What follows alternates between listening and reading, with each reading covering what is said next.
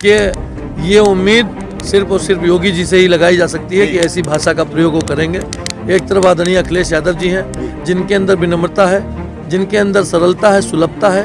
किस तरह से उनके चेहरे पर ही एक मुख्यमंत्री का चेहरा कैसा होना चाहिए दर्शाता है। पढ़े लिखे समाज से लोग हैं, इंजीनियरिंग पढ़ के आए हैं, ऑस्ट्रेलिया से पढ़ के आए हैं। उन्होंने पढ़ियों की बात करने वाले मुख्यमंत्री योगी बाबा आदित्यनाथ थोड़ा सा अपनी बात को अगर बदल कर ये कहते कि कोरोना में जब लोगों को संसाधन नहीं उपलब्ध करा पाए, लोग पैदल सैकड़ों किलोमीटर तक चले, उनके पैर में छाले पड़ गए। लोग, आपने सोशल मीडिया पे एक बच्ची का वीडियो देखा होगा, ऑडियो देखा होगा कि किस तरह से वो ट्रॉली बैग पे लटकी हुई थी। अगर उनके लिए व्यवस्था करते तो शायद ये जनता समझती कि ये कांवरियों से ज़्यादा उनकी व्यवस्था करनी चाहिए थी। ये लोग सिर्फ और सिर्फ चुनाव में हिंदू मुसलमान करके वोट पाना चाहते हैं। जनता सजग हो चुकी है, जनता को विकास चाहिए, जनता को अपने बच्चों के हाथ में कलम चाहिए, अपने बच्चों का भविष्य चाहिए, अच्छा इंफ्रास्ट्रक्चर चाहिए, बच्चों की पढ़ाई लिखाई के लिए संसाधन चाहिए। उन्होंने गौशाला घोषित किया था। किसी भी गौशाले में ना तो जानवर हैं, रात में वहाँ गौशाला के जो देख रेख करने वाले हैं वो जानवरों को, छुट्टा जानवरों को आग देते हैं। इनकी सबसे पहले गौशालाओं की जांच कराई जाएगी, सबसे पहले गौशालाओं की जांच होगी और इनके खिलाफ अगर ये आरोपी साबित हुए तो इनके खिलाफ मुकदमा दर्ज करवा कर आवश्यक कार्रवाई। और कोरोना काल में ले लीजिए, कोरोना काल में आपको याद होगा कि इन्होंने वादा किया था कि जो जहाँ है वहीं रुके, हम सारी व्यवस्था करेंगे। लोग बेचारे भूखे प्यासे पैदल, हाँ, जो आवाज़ उठाना चाहा उसके ऊपर लाठियाँ बरसाई गई इस सरकार के द्वारा। युवा लोग अपना मांग है, कोई भी परीक्षा नहीं हुई, परीक्षा की वैकेंसी आती है, परीक्षा की वैकेंसी आने के बाद ना तो उसका रिजल्ट आता है, पेपर लीक हो जाते हैं। ये सरकार पूर्णतः विफल है। 296 विधानसभा में सूरज सिंह जी, आपका बहुत बहुत स्वागत है। जीडीएस टीवी न्यूज़ की तरफ से हम आपसे जनता की राय लेनी चाहते हैं कि आप बताइए कि यहाँ पे जनता में क्या चल रहा है, माहौल कैसे क्या चल रहा है, थोड़ी बात बताइए। पिछले 5 सालों से भाजपा की सरकार बनने के बाद जी, चाहे नौजवान हो जी, बुजुर्ग हो, जी, व्यापारी हो, अल्पसंख्यक हो, खिलाड़ी हो, महिला हो, पुरुष हो, हर वर्ग, किसान परेशान है जी, हर वर्ग परेशान है। इस सरकार ने बड़े बड़े लोक लुभावन नारे तो दे दिए, लेकिन नारों का पालन करना ये सरकार नहीं सीख पाई। जी, जी, इस सरकार ने कहा था कि बहुत हुई महंगाई की मार, अब की आएगी फलाने की सरकार। महंगाई इस चरम पर है कि 400 का गैस सिलेंडर इसी सरकार में 1000 के पार होने का काम हुआ है। पेट्रोल और डीजल जो 72 और 75 रुपए में बिकने का काम होता था, इसी सरकार ने अच्छे दिन ला के दिखाए और वही सिलेंडर 110 रुपये, गैस पेट्रोल 110 रुपये में बिकने का काम हो रहा है। मैं समझता हूँ महंगाई इतने चरम पर है कि दाल महंगी हो गई, प्याज महंगी हो गई, सरसों का तेल महंगा हो गया और महंगाई से ऊपर पुलिस का उत्पीड़न ज़बरदस्त है। किसान परेशान है छुट्टा जानवरों से, किसानों के गन्ने का मूल्य नहीं मिल पा रहा, चीनी मिल दबा के बैठी हुई हैं, किसानों के गन्ने का अनाज का MSP नहीं मिल पा रहा है। तो इस सरकार ने किसी का भी काम नहीं किया है। इस सरकार में सिर्फ पेपर लीक हुए हैं, नौजवानों के साथ धोखा हुआ है। नौजवानों को कहा गया कि रोजगार देंगे 2 करोड़ प्रति वर्ष। मैं समझता हूं कि 2 करोड़ के हिसाब से गोंडा जनपद में कम से कम कुछ नहीं तो लगभग 50 लाख के आसपास रोजगार जरूर आना चाहिए था, लेकिन 5 लोगों को भी रोजगार देने का काम ये सरकार नहीं कर पाई है। सरकार पूरी तरह से विफल है। हम लोग यहाँ जनसभा किए हैं और लोगों का भारी जनसमर्थन हमारे साथ मिल रहा है। जैसे योगी जी कह रहे हैं कि हम अच्छे की गर्मी निकाल देंगे, इसका क्या मामला है? देखिए, ये उम्मीद सिर्फ और सिर्फ योगी जी से ही लगाई जा सकती है कि ऐसी भाषा का प्रयोग वो करेंगे। एक तरफ आदरणीय अखिलेश यादव जी हैं, जिनके अंदर विनम्रता है, जिनके अंदर सरलता है, सुलभता है।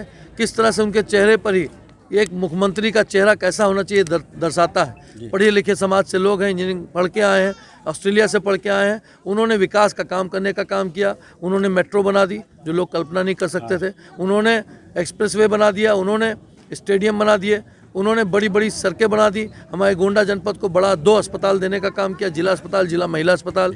उन्होंने इसी जनपद में कई किलोमीटर की सड़कें बना दी, 4 लेन सड़क बना दी, गोंडा से बलरामपुर, गोंडा से उतरौला, गोंडा से कटरा होते हुए कन्नलगंज, कन्नलगंज से कुकुरबुकवा, CBN मार्ग, कन्नलगंज बेलसन नवाबगंज मार्ग। कम से कम 62 नए पुल बनाने का काम किया, 58,000 बच्चों को लैपटॉप देने का काम किया, 70,000 महिलाओं को महिला पेंशन देते थे समाजवादी के रूप में। इसी जनपद में सैकड़ों एम्बुलेंस चलाने का काम किया, सैकड़ों यहाँ पर डायल 100 की गाड़ियाँ चला दी।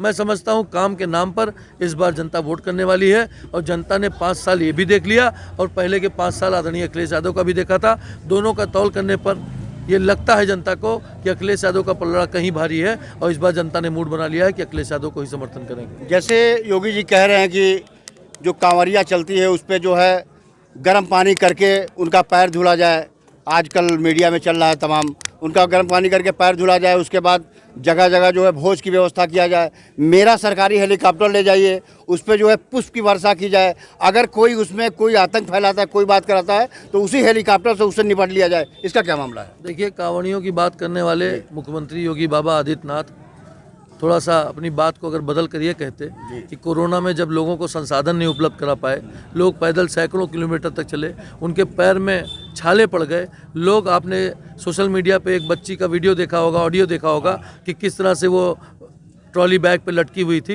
अगर उनके लिए व्यवस्था करते तो शायद ये जनता समझती कि ये कांवड़ियों से ज़्यादा उनकी व्यवस्था करनी चाहिए थी। ये लोग सिर्फ और सिर्फ चुनाव में हिंदू मुसलमान करके वोट पाना चाहते हैं।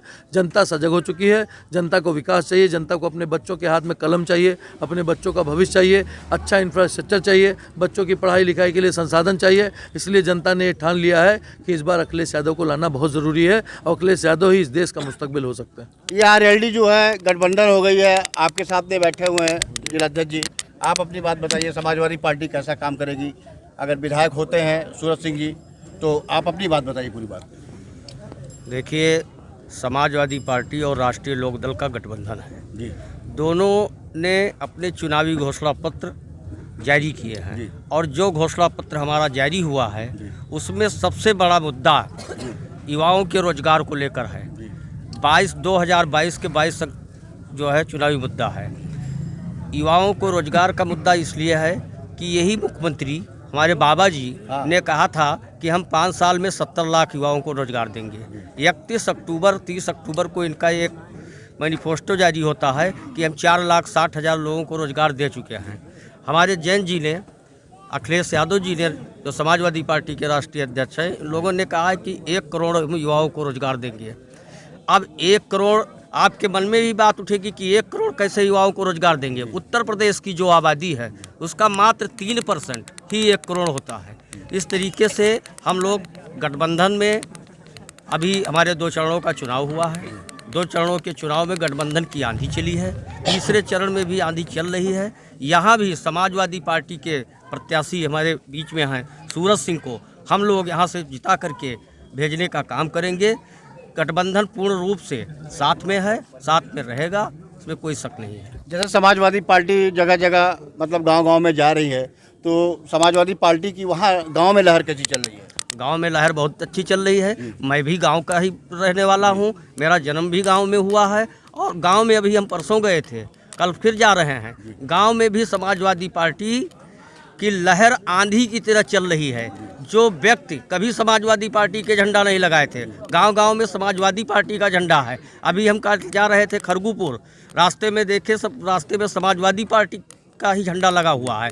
तो गांव में भी समाजवादी पार्टी की आंधी चल रही है। ये चुनाव सत्ता पक्ष बनाम विपक्ष का है, क्योंकि इस सरकार से सारे लोग आजीज हो चुके हैं। सारे रोड पे देखिए, डिवाइडर पे देखिए, तमाम सांड बैठे रहते हैं, तमाम खेतों का नुकसान हो रहा है। इसमें अगर समाजवादी पार्टी की सरकार बनती है तो आप इसमें क्या करेंगे? समाजवादी पार्टी की सरकार बनने पर छुट्टा जानवरों की जो समुचित व्यवस्था है, जैसे इन्होंने गौशाला घोषित किया था, किसी भी गौशाले में ना तो जानवर हैं, रात में वहाँ गौशाला के जो देख रेख करने वाले हैं वो जानवरों को, छुट्टा जानवरों को हाँक देते हैं। इनकी सबसे पहले गौशालाओं की जांच कराई जाएगी, सबसे पहले गौशालाओं की जांच होगी और इनके खिलाफ अगर ये आरोपी साबित हुए तो इनके खिलाफ मुकदमा दर्ज करवाकर आवश्यक कार्रवाई की जाएगी। आरोपियों के खिलाफ बता रहे हैं बाबा जी योगी आदित्यनाथ जी की बुलडोजर चलवाएंगे, क्या मतलब तमाम तरीके की, मतलब सोशल मीडिया पे बता रहे हैं कि बुलडोजर चलवाएंगे, जो भूमाफिया हैं उनके खिलाफ तमाम तरीके से कार्रवाई करेंगे। उनके बारे में कुछ बताइए। देखिए, जहाँ तक भूमाफियाओं का सवाल है, आप भी देख रहे हैं, भूमाफिया बुलडोजर किसके ऊपर चलेगा ये तो वो खुद अपनी अंतरात्मा टटोल लें कि समाजवादी पार्टी की सरकार आती है तो बुलडोजर किसके ऊपर चलेगा। और जहाँ तक बुलडोजर की बात है, ये ऐसा झूठ बोलने का, जितने भी वादे इन्होंने किए आज तक कोई भी वादा पूरा नहीं हुआ। आप देख लीजिए कि सारे व्यापार चौपट हैं, सारे उद्योग चौपट हैं, एयरपोर्ट बेच दिया गया, रेलवे बेच दी गई। आप ये गरीब जनता जो है, जो 25 रुपया किराया में लखनऊ यात्रा कर लेती थी, पैसेंजर ट्रेनें बंद हैं, कहीं भी ये सरकार पूरी तरह से विफल है। और कोरोना काल में ले लीजिए, कोरोना काल में आपको याद होगा कि इन्होंने वादा किया था कि जो जहाँ है वहीं रुके, हम सारी व्यवस्था करेंगे। लोग बेचारे भूखे प्यासे पैदल, हाँ, जो आवाज़ उठाना चाहा उसके ऊपर लाठियाँ बरसाई गई इस सरकार के द्वारा। युवा लोग अपना मांग है, कोई भी परीक्षा नहीं हुई, परीक्षा की वैकेंसी आती है, परीक्षा की वैकेंसी आने के बाद ना तो उसका रिजल्ट आता है, पेपर लीक हो जाते हैं। ये सरकार पूर्णतः विफल है। जी, आप कुछ बताएंगे सर इस समाजवादी पार्टी के बारे में? हम लोग सरकार बनाने जा रहे हैं 300 पार। जी, आप पूछिए, हम लोग क्या बताएं। हमारे बड़े भाई यहाँ से विधायक जैसे होंगे, अखिलेश यादव ने मतलब बताया, राष्ट्रीय अध्यक्ष जी ने बताया कि 300 यूनिट बिजली देंगे और पुराने पेंशन की बहाली करेंगे, इसके बारे में क्या बता रहे हैं? आप बताइए। हम लोग क्या कहते हैं, झूठे वादे नहीं करते हैं। जी। सपा ने अपने मैनिफेस्टो में पिछले बार भी जो किया था वो करके दिखाया, तो इस बार भी 300 यूनिट फ्री, आप बता रहे हो 18 पुरानी पेंशन बहाली, ये सब करके दिखाया जाएगा।